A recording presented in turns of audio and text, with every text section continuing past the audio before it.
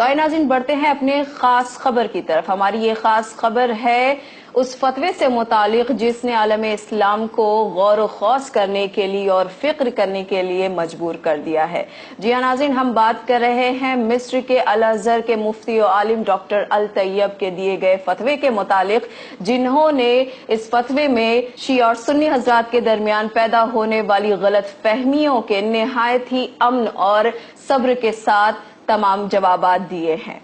اس فتوے سے متعلق یہ بھی بات بتائی جا رہی ہے کہ یہ فتویٰ عالم اسلام کے لیے نہایت ہی تاریخ رقم کر دینے والا ہے، ساتھ ہی ساتھ ہر کسی کو آج ضرورت ہے اسے سننے اور اسے سمجھنے کی۔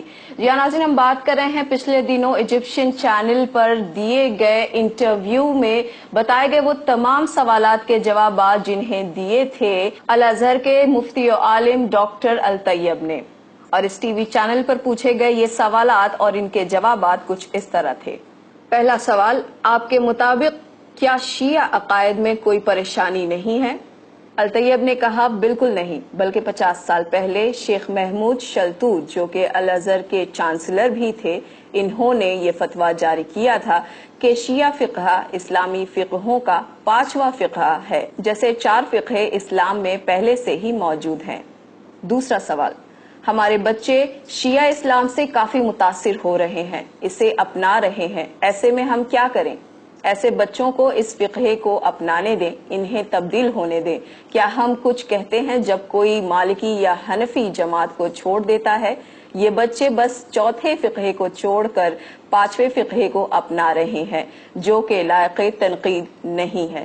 شیعہ اب ہمارے رشتہ داروں میں سے ہوتے جا رہے ہیں، ان کے بچے ہمارے بچوں سے نکاح کر رہے ہیں، اس پر آپ کیا کہیں گے؟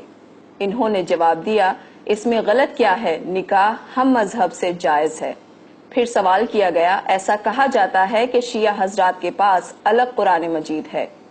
اس پر انہوں نے جواب دیا، یہ تمام دقیانوسی باتیں ہیں اور غلط فہمیاں ہیں، اور نہ ہی ان کا قرآن ہم سے الگ ہے، اور نہ ہی ان قرآن کی سورہ الگ ہیں ہماری قرآنی سوروں سے۔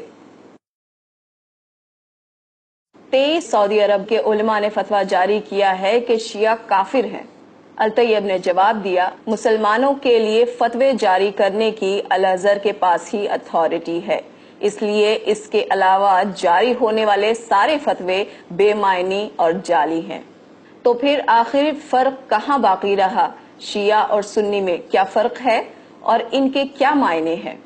الطیب کا جواب تھا، یہ تفرقات بیرونی سازشوں کی پالیسیز ہیں جو شیعہ اور سنی حضرات میں فساد پھیلانا چاہتی ہیں۔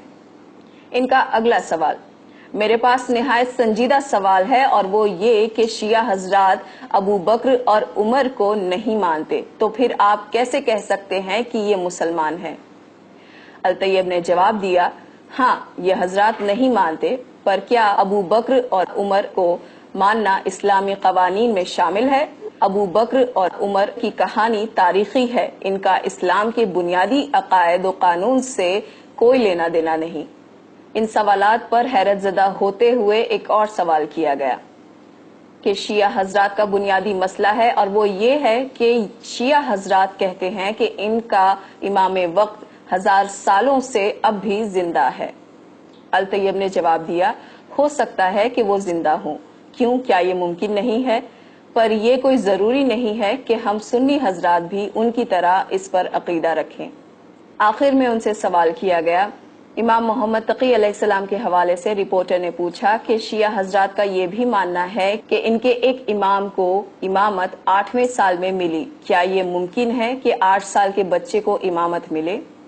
الطیب نے جواب دیا کہ اگر ایک نومولود بچہ نبی بن سکتا ہے جسے ہم نبی عیسیٰ کے نام سے جانتے ہیں، تو ایک 8 سال کے بچے کا امام بننا کیا مشکل و ناممکن ہے؟ اور یہ بات کوئی عجیب بھی نہیں، حالانکہ ہم اہل سنت حضرات اسے تسلیم نہیں کرتے، پر شیعہ حضرات کا یہ عقیدہ اسلام سے باہر کا نہیں ہے، اور نہ ہی اسلام کو اس سے خطرہ ہے، اور یہ حضرات مسلمان ہیں۔